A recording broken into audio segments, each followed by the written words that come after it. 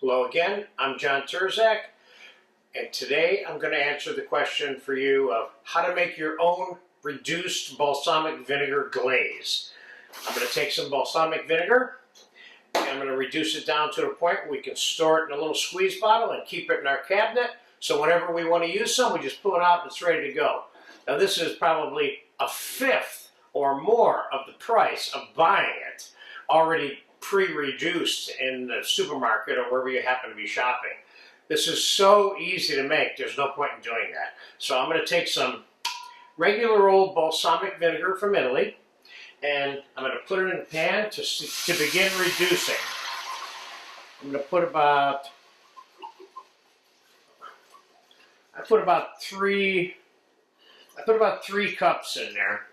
And what I'm going to do is I'm going to reduce it fast initially. When it starts to get, when I'm about 50% of the way reduced, I'm going to turn it down a little bit.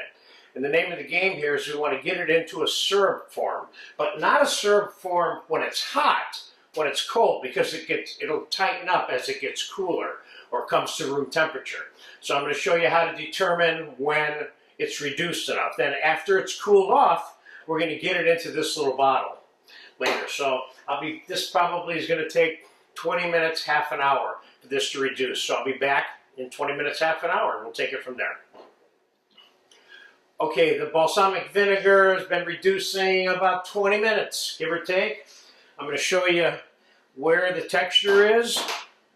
You see it's a little bit syrupy, but when it gets to be room temperature, it's going to be even a little more syrupy. So here's what we're going to do. We're going to transfer it into this because it has to cool before I pour it into that squeeze bottle.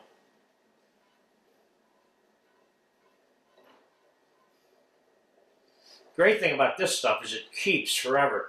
And I'll remind you that there's some fumes that go into your kitchen. I don't care if your exhaust fan's on or not.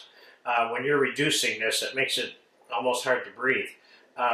It's a little bit like blackening something inside your house. I don't know if you've ever done that before, but don't do it.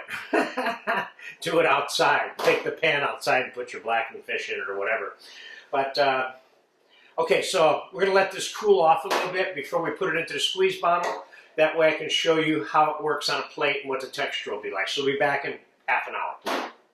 Okay, the balsamic vinegar has been sitting for about an hour. It's pretty cooled off. I'm going to see if I can pour it into the squeeze bottle without dropping it everywhere. Let me see here. Let me put the squeeze bottle inside of here just in case I can't.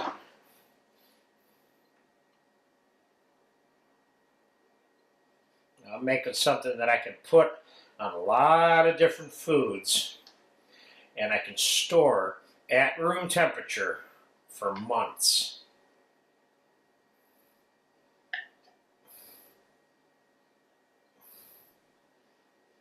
Believe it or not, I think I got it all in without dripping over the side. That's a feat by itself, you know? Okay.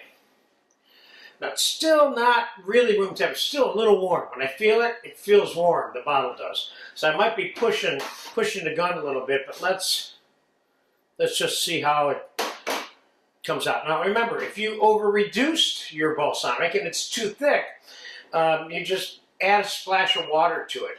Very carefully, don't over-water it, otherwise you'll end up having to re-reduce it again to get it where it needs to be, so you don't want to accidentally water it down. So here's what we have now, see? See there? And that's where all that comes from. And this, you can keep stored. It's like soft glue at this point, you know? So there you have it. Another small thing, a little thing, one of thousands of little things in the kitchen that make a difference. So that's why this is in the skills class, because it's definitely one of those thousands of things. So enjoy your reduced balsamic vinegar, make it, store it, love it.